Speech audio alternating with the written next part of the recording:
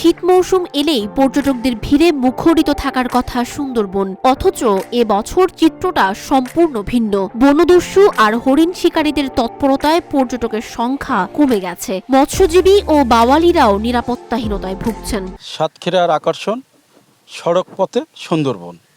এই সুন্দরবনকে দেখানোর জন্য রূপালী বাংলাদেশ ডিজিটালে আপনাদের সবাইকে স্বাগতম।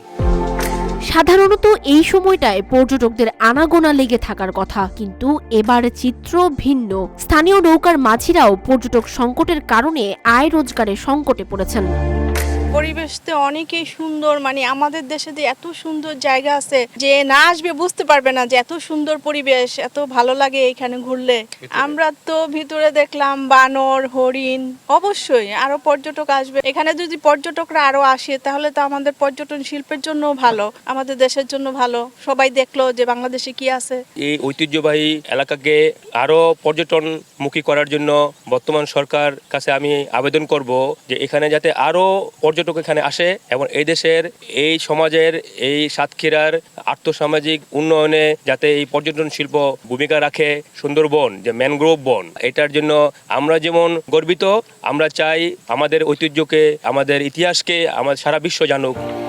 নৌকার মাঝি সাগর কুমার দাস বলেন, পর্যটক কম আসছে, তার উপর সুন্দরবনের রাস্তাঘাটও খারাপ, তাই আমাদের আয়ে প্রভাব পড়েছে। তবে সরেজমিনে দেখা যায় শুধুমাত্র পর্যটকই নয়, হুমকির মুখে পড়েছে সুন্দরবনের জীববৈচিত্র্য। বনদস্যুদের পাশাপাশি হরিণ শিকারীদের দৌরাত্ম্যে হারিয়ে যাচ্ছে সুন্দরবনের ঐতিহ্য। এখানে ইতিপূর্বে যারা হরিণ শিকারের সাথে জড়িত আছে তাদেরকে আমাদের অফিসের পক্ষ থেকে বোঝাইছি যে হরিণ শিকার হরিণ যেহেতু আমাদের দেশের সম্পদ, সেক্ষেত্রে তাদেরকে আমরা বিভিন্নভাবে মোটিভেশন করে তাদেরকে এই হরিণ শিকার থেকে বিরত রাখছি এবং যারা হরিণ শিকার করে তাদেরকে আমরা একটা সাপোর্ট দিব আর কি। আমরা ইতিমধ্যে তাদের একটা তালিকা করছি, তাদেরকে আমরা একটা আমাদের বন বিভাগের পক্ষ থেকে আমরা কিছু তাদের সহযোগিতা করবো। তবে শুধু আইন শৃঙ্খলা বাহিনীর অভিযানে কি সমস্যার সমাধান? না, পর্যটকদের জন্য নিরাপত্তা ব্যবস্থা জোরদার করতে হবে, সুন্দরবনের অবকাঠামো উন্নয়ন করতে হবে এবং স্থানীয় মৎস্যজীবী ও বাওয়ালিদের নিরাপত্তা নিশ্চিত করতে হবে।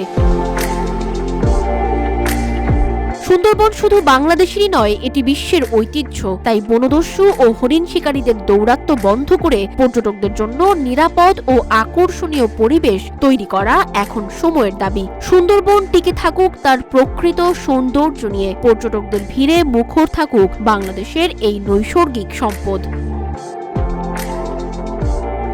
সাজিদা আফরিন, সোনিয়া, রূপালী বাংলাদেশ।